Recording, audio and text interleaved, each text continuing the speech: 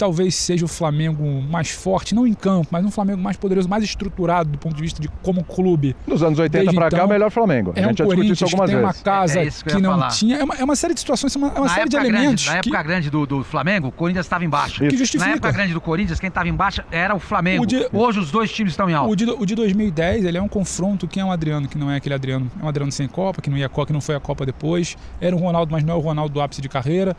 Era um confronto que carregava muito mais do simbolismo da grandeza dos clubes, mas não do melhor momento dos clubes. E hoje eu acho que é um momento talvez diferente. São clubes mais estruturados, o Corinthians com mais problemas ainda financeiros, mas acho que são clubes mais estruturados. São elencos qualificados, são elencos que começaram a se ambientar, ainda que somando deboche, né? A história da catraca, que o Corinthians não tem lá, mas são elencos que se acostumaram com esse torneio. Vale uma vaga na semifinal, né? Quando você pega na frieza ali dos números da vaga, vale uma vaga numa semifinal de Libertadores, as duas maiores torcidas do país. Eu acho que tem argumento, William, pra gente falar que talvez seja o maior duelo Flamengo e Corinthians. Da história, acho que cada um tem seu componente, pode ter um confronto de Zico lá atrás com o Júnior, com o Neto, tem Ronaldo, tem Adriano, mas eu acho que é dos mais simbólicos. Uma semifinal de Libertadores, valendo vaga em semifinal de Libertadores, um jogo de volta no Maracanã, grande, né? Um estádio desse aqui que não recebia um mata-mata de Flamengo e Corinthians numa fase tão aguda. Tem muita coisa grande em jogo. Mas você não respondeu. É ou não é? Eu aceito quem fala que é.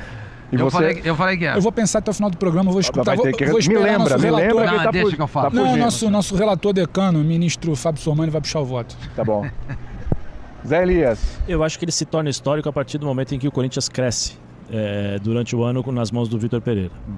Aí você tem um peso a mais, porque você vê um confronto mais equilibrado. Se fosse algum tempo atrás, nós estaríamos falando aqui de Flamengo favoritaço e Corinthians sendo o azarão.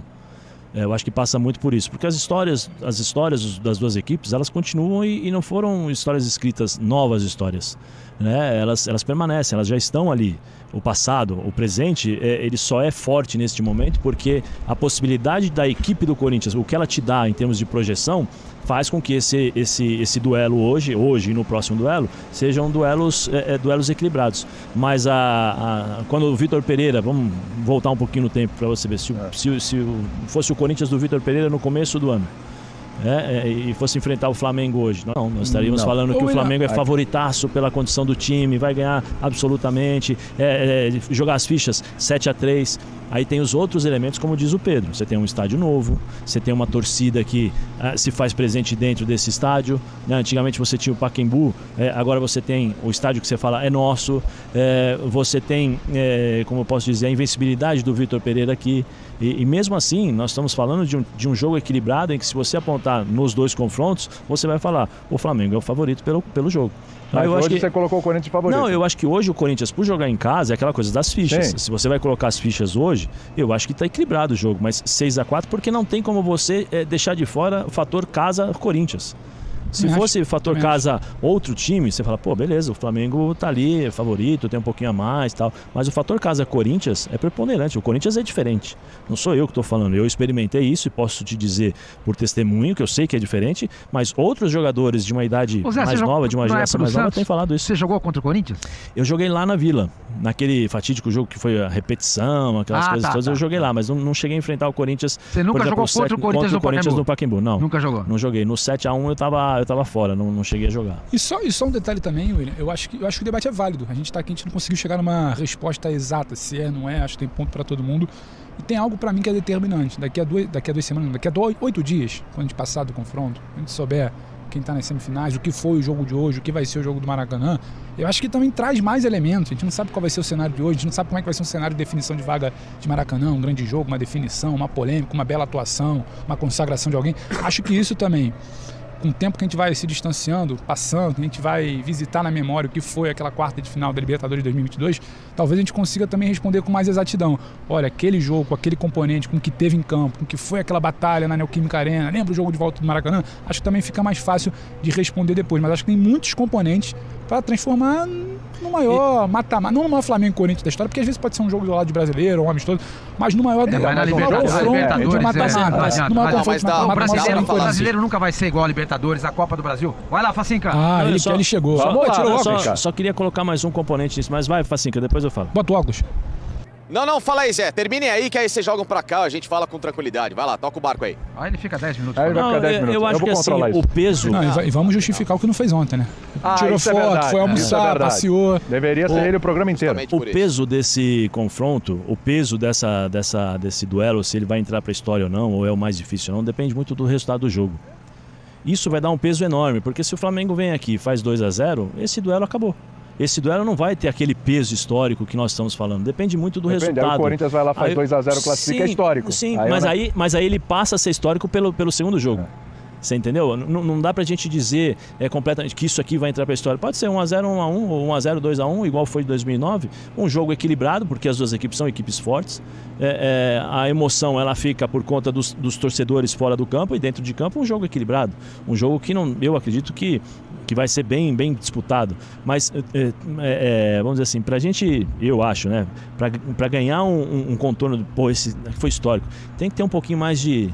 Sabe aqueles componentes mais emocionais, aquela coisa que nem Boca e Corinthians agora. Todo mundo, o Boca vai definir. Aí o Corinthians vai lá, empata e chega e ganha, conquista a vaga numa disputa de pênaltis. Aí sim você vai falar assim, aí você tem um peso maior na história, entra uma forma maior, porque as pessoas, quando você perde, se o Corinthians perde pro Flamengo, perdeu pro Flamengo, era normal. Agora, o Corinthians vai lá e ganha do Flamengo.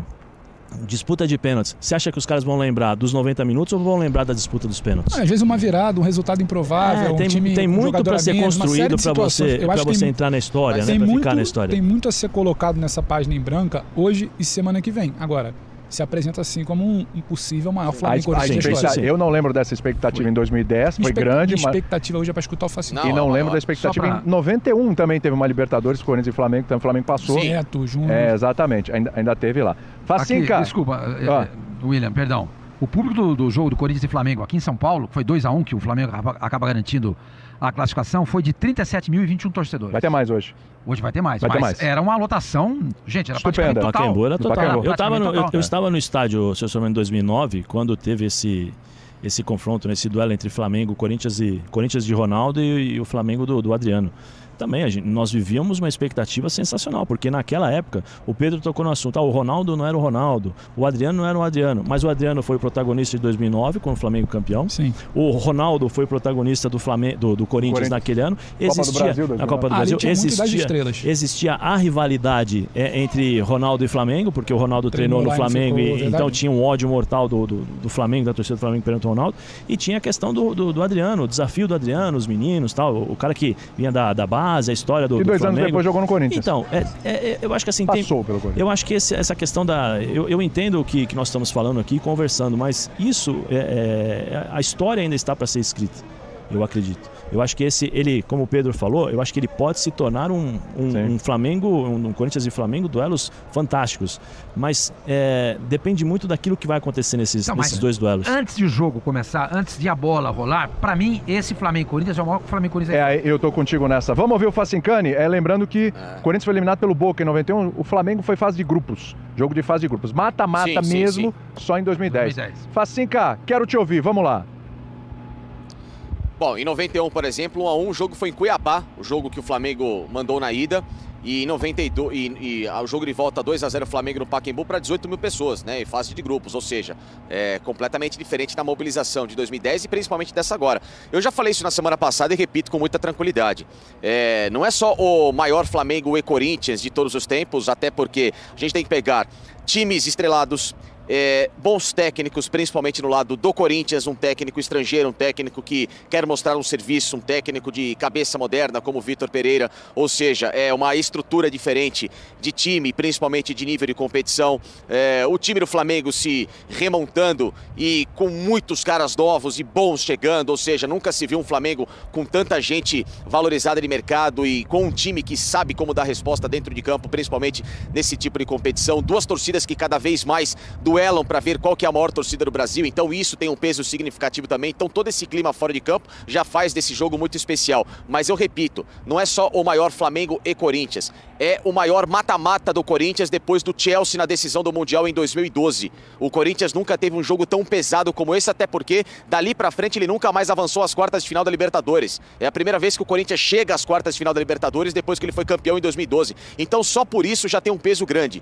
Esse jogo é muito emblemático para a equipe equipe do Corinthians, porque é um Corinthians que ele chega, entre aspas, tecnicamente falando, com uma equipe que tem defasagens em relação ao time do Flamengo, e ele sabe como se comportar nesse tipo de pressão. A torcida do Corinthians está extremamente mobilizada por saber que ele pode avançar diante do Flamengo, de uma possibilidade enorme de voltar a uma final de Libertadores, porque para mim, tanto o Flamengo como o Corinthians, se passam desses duelos, esses dois times são favoritos a estarem em Guayaquil em 29 de outubro, porque por mais que o Vélez e o Tajeres sejam times perigosos, mas eu vejo com muito mais potencial de chegada Corinthians e Flamengo, então é praticamente uma final antecipada, se a gente for colocar assim. Claro, vamos colocar o devido cuidado numa semifinal de Libertadores, porque é uma semifinal de Libertadores, mas não dá pra gente descartar o favoritismo tanto de Flamengo e Corinthians. Então é uma chance única, inclusive até, de um Corinthians chegar a uma hipotética decisão, de um lado aqui, em que tem, posso falar no Mineirão, um Atlético Mineiro que é gigantesco, assim como o próprio Flamengo, e principalmente o grande maior rival do Corinthians, que é o Palmeiras. Imagina se, hipoteticamente, é o que eu já falei na semana passada, Palmeiras e Corinthians chegam a uma decisão de Libertadores. Pelo amor de Deus, na minha visão, seria a maior final de todos os tempos da Libertadores, a maior final sul-americana. A gente pode debater de Boca e River e tudo mais, mas eu já falei isso aqui. O meu bairrismo aqui, eu não deixo de comprar, não deixo de vender esse bairrismo, não. Palmeiras e Corinthians, pra mim, seria a maior final, a maior mobilização da América do Sul, em termos de tradição, do que é o tamanho desse clássico, do peso que tem, de duas torcidas enormes. Gente, dispensa apresentações o que é um Palmeiras e Corinthians. Já tá em filme isso, imagina aqui a gente debater. Então, por todo esse cenário, por tudo que pode se desenhar nesse caminho de Corinthians e também aqui do outro lado de Atlético, de Palmeiras, e como chegam esses quatro times, hoje talvez os principais times do futebol brasileiro, e tirando também Boca e River que já estão fora, então chegam os quatro times mais fortes nesse momento da América do Sul. Eu seguramente digo que esses dois mata-matas, mas em especial pelo peso de Palmeiras, aliás, de Corinthians e Flamengo, é o maior mata-mata do Corinthians desde o Chelsea e facilmente o maior Corinthians e Flamengo de todos os tempos. Bom, rapaziada, esse foi o vídeo. Espero que vocês tenham gostado, rapaziada. Então já se inscreva no nosso canal se você for novo. Deixa o seu like e ativa o sininho das notificações para você não perder nenhum vídeo, rapaziada. Então é isso. Muito obrigado por assistir até aqui e tchau!